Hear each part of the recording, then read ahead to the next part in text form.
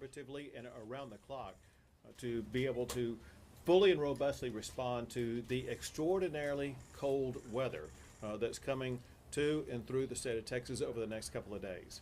We're here to let the public know about exactly what the state is doing to make sure that the state as well as local communities are prepared to deal with this. Moments ago, we just concluded a phone call with leaders from locations across the entire state of Texas to make sure that at the local level, all of these leaders are going to have access to anything they need from the state of Texas to assist them in dealing with this harsh weather that's coming in. One good thing about the weather this particular time, and that is we do not expect very much precipitation, whether it be snow or ice or anything like that, that will complicate roadways or living conditions. There could be some in the northern part of the state for a day or two at most, but for the most part, we should have sunshine through most of this cold weather episode. One thing that we do know, and that is with the ultra cold temperature for several days, there are many people in the state of Texas that are wondering about or may be concerned about the power grid. And we want to make sure that everybody across the entire state of Texas hears directly from the head of the Public Utilities Commission as well as the head of Ercot to know exactly the way that both the PUC and Ercot are prepared to make sure that the power grid will remain up and running very robustly during this very cold snap. And in that regard, I will turn matters over to the chair of the Public Utilities Commission at this time to tell you more about what they have done and will be doing to make sure that the power stays on. Thank you, Governor. The grid is ready and reliable. We expect to have sufficient generation to meet demand throughout this entire winter weather event. Texans have seen the impact of the landmark reforms. We went through an extremely cold February last winter and a record-breaking summer and delivered power throughout without disruption. These landmark reforms include winterization of infrastructure, both generators and poles and wires. We have more power available than ever before.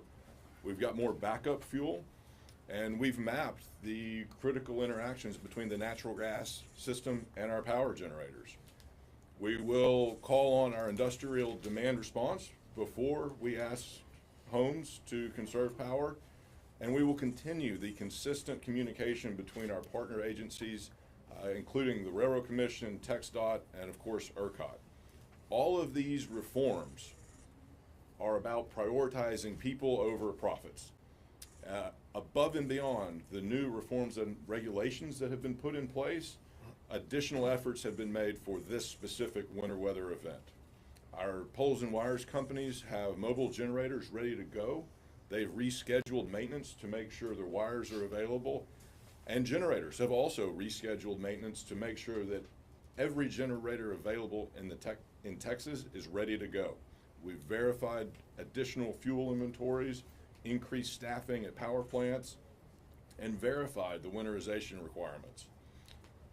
I do want to remind folks that we will have high winds that could bring down branches, and even if there are some localized power outages due to falling branches, that does not mean that Ercot or the state does not have sufficient generation.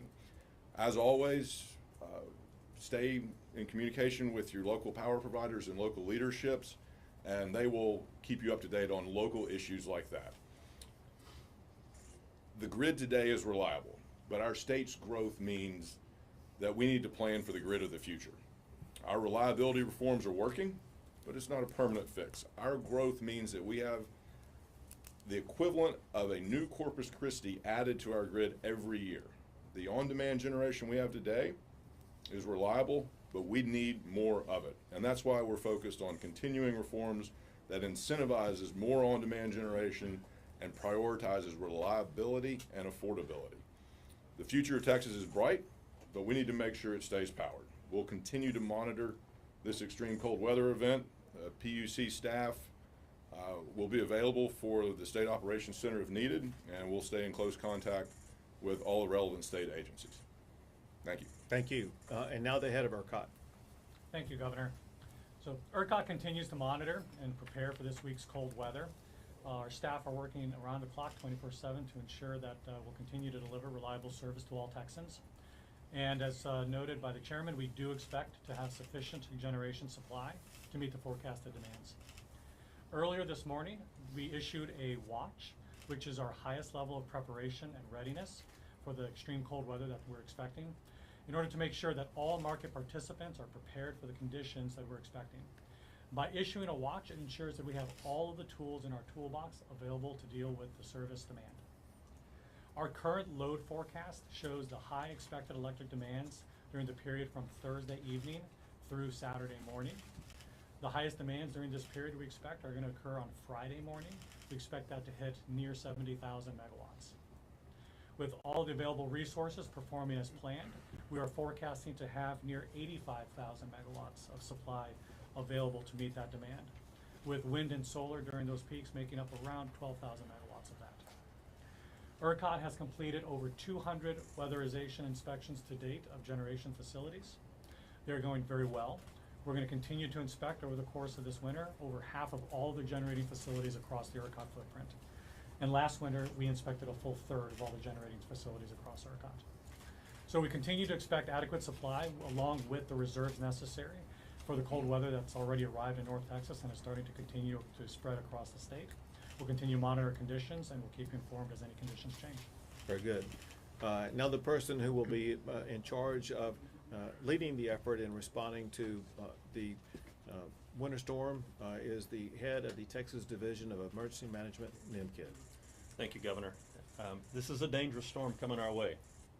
The temperatures will be extremely cold and the winds will be high, which will generate some very dangerous wind chills. Many of our local partners have already begun plans and opening of warming centers at the local level. The website here in front of you, tdem.texas.gov/warm, will have those warming centers posted for the public to see as soon as they become open by our local partners. As you've heard, the grid is good, but that should not stop you from making plans to protect your home from these dangerous weather conditions and have your vehicles ready as well for these dangerous conditions. We've heard that the precipitation is not in the forecast and it's very light in the panhandle, so the rest of the state should stay dry. But listen, any flat tire, any bad battery problems and stuck out in this dangerous cold can be life-threatening. So please make plans to prepare your vehicles and your homes. I want to send an extreme amount of gratitude out to our first responders, our 911 call takers, our utility workers, all of the men and women from TxDOT that are going to be out there on the roads and our local public works, not only working through this winter storm, but working through the holidays away from their families. We owe them an enormous debt of gratitude. You've heard the wind chills are going to be crazy. Minus 10 degrees is the wind chill in the Dallas-Fort Worth area is what it's expected, and maybe up to minus 30 in the Panhandle. Those are life-threatening conditions. And when we're talking about these life-threatening conditions, carbon monoxide is the #1 killer in times like this. Please help us get the message out. These are preventable deaths. Do not burn wood or gas burning appliances inside your home without proper ventilation. There should be no carbon monoxide deaths. Help us get that message out.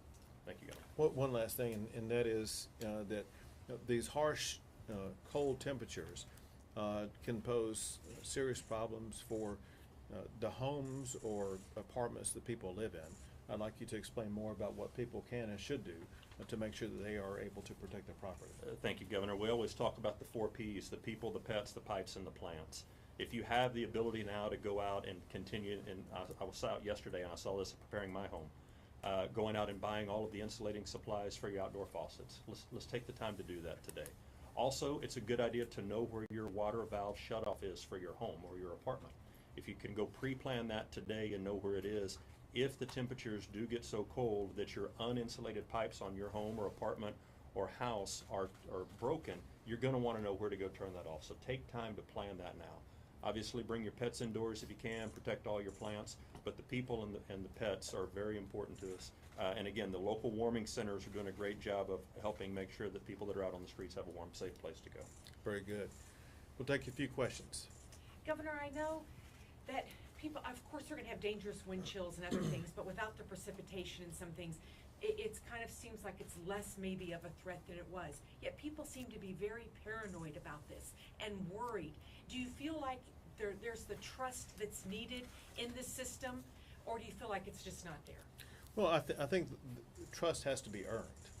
And we earned that trust in part by going through this past summer with 11 new all-time records for power demand and being able to meet that power demand with ease. I think trust will be earned over the next few days as people see that we have ultra cold temperatures and the grid is going to be able to perform with ease. And so trust has to be earned back over a period of time. And I think that we will show that we can earn that trust. Are there going to be enough staff working during the holiday in case of major issues on the roads or with down power lines and whatnot? Texas is open 24/7, and staff has to be available and will be available 24/7. Whatever challenge may arise, we will have staff available to meet that challenge. Do you have time for a quick question on what's going on in El Paso? I do, happy to answer it, but if you don't mind, if there's anything else concerning the winter storm, let me take the, go ahead. I had a question about the wind speed on Friday. Was that a wind generation question, or was that a wind chill question? It was a wind generation. We wanted to make sure that we were going to have adequate wind generation capacity that would be adding to the power grid. Do you think we will? I heard that it was going to be under 20. Is that going to be adequate? No, I guess yeah. I should be asking Chairman Lake. Probably ask the experts, both Chairman Lake as well as Pablo, the head of Ercot. Are you confident? Well, no, hold on a second. I'm going to let them answer the question. I'll come back to you. Yes, we expect to have adequate generation of all forms, including wind, throughout the high wind phase of Friday. And even as the wind tapers off after the front moves through, we expect to have adequate generation, even with the drop in wind on Saturday and Sunday. Some of the turbines froze up 2 years ago. Did they freeze up again? I do not anticipate that. The lack of precipitation means that we expect to have those turbines turning, but that is a vulnerability of wind generation.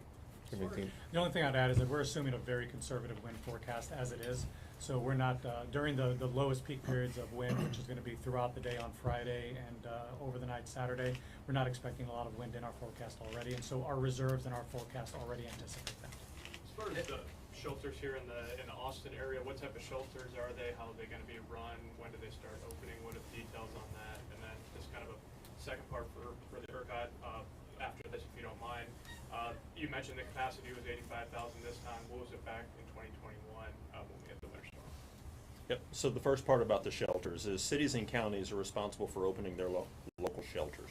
We will support them if we get resource requests for cots or additional staffing. So far, we don't have any of those requests. And we'll continue to update the list on our website so that everybody can know where those shelters are, when they open, and what capacity they have. Back in 2021, the issue that came up and the reason why there was the need for load shed events was that the expected capacity was not able to perform as planned. And so what is significantly and meaningfully different this year than last year is the fact that the weatherization work that's been done, the additional procurement of fuel supplies to ensure that we've got adequate storage, the weatherization on the natural gas pipeline system, all of those factors would lead to those dispatchable generation resources being available. So the numbers, I mean, there was more during that time. Planning for this time includes how facilities running and they're ready to run. Jeremy? I was going to ask about that gas supply that you were just talking about. How confident are we that the weatherization efforts in those areas will get that gas to the market? Well, first, and I'm going to have them answer, but I will tell you, part of what they're going to tell you is that we have extra gas supply available because of what the new mandates are, but also because of the weatherization and protection of the critical infrastructure. All those things combined will ensure that the gas supply will be available. That said, I'll have both the PUC and Ercot respond to your question. Echo everything the governor said. Specifically, we have a new firm fuel product that provides market incentives for our generators to procure extra backup fuel. That's in place for the first time ever this winter. In addition, we now have better critical infrastructure designations on processing plants and compressor pumps for gas station or gas facilities, so that the problem experienced in 2021 of losing pressure in the lines because of loss of electricity that led to power plants losing gas won't occur. This has all been designated critical. It won't lose electricity, and so the gas will continue to flow. And finally, we're working through Turk to have and maintain better communication with the Railroad Commission and both the power generation and natural gas industry than we've ever had before. And we saw the benefits of that enhanced communication last winter. you have anything to add? No, that covered it fully. Thank you, Governor. I want to break it down for you real quick, get wonky a little bit, and help you understand. There are three along this process. There's the power generators, and both because they are winterized and because they have multiple sources of fuel to last them at least several days during this cold snap. Regardless of what may happen in other parts of this whole process, the generators themselves should have enough fuel to make sure that the power stays on. Before the fuel gets to the generators, especially through natural gas, it comes through pipelines and have what's necessary to make sure that there will be no inadequacy of natural gas flowing through the pipelines. Before it gets into the pipeline, it goes through gatherers and processors. And the gatherers and processors have been contacted, at least the primary ones, across the entire state of Texas to make sure that they're using measures like using methanol to prevent freezing and other standards to prevent freezing to make sure that adequate natural gas coming out of the ground will be gathered, processed, and make it into the pipelines. It's completely different than it was 2 years ago.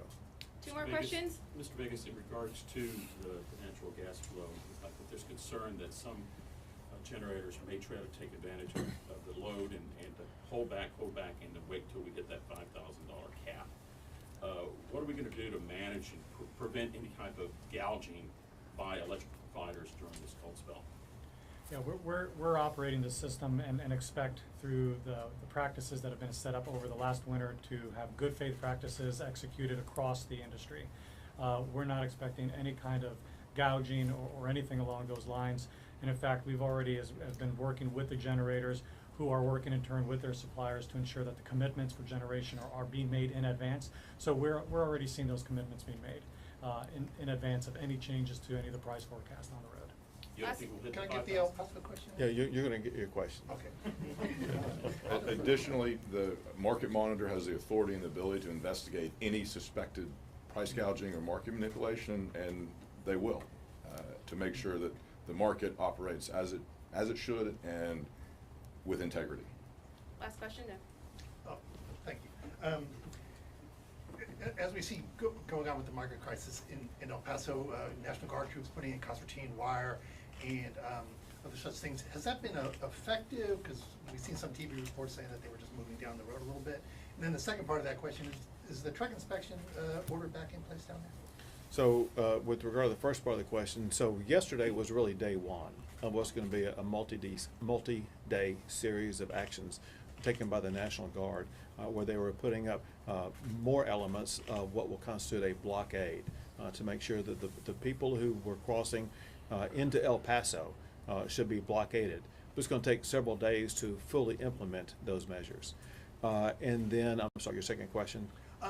There were some reports that trucks were being backed up along the border. Did you order inspections? So that's all run by the Texas Department of Public Safety, and they have a right and the ability to do these inspections. And they have found through these inspections that there were vehicles that were not safe for the roads. It could have posed dangers to Texans, and there were other flaws they found either with regard to the drivers or vehicles. So that's SOP. That's not like a reissue. That's all subject to and led by the Texas Department of Public Safety. Great, thank you guys, thank you so much. Thanks. Sorry, thank you guys. What's happening with the roads? Roads. During the weather, during yeah, severe weather. Yeah, so listen, we're always focused on the roads.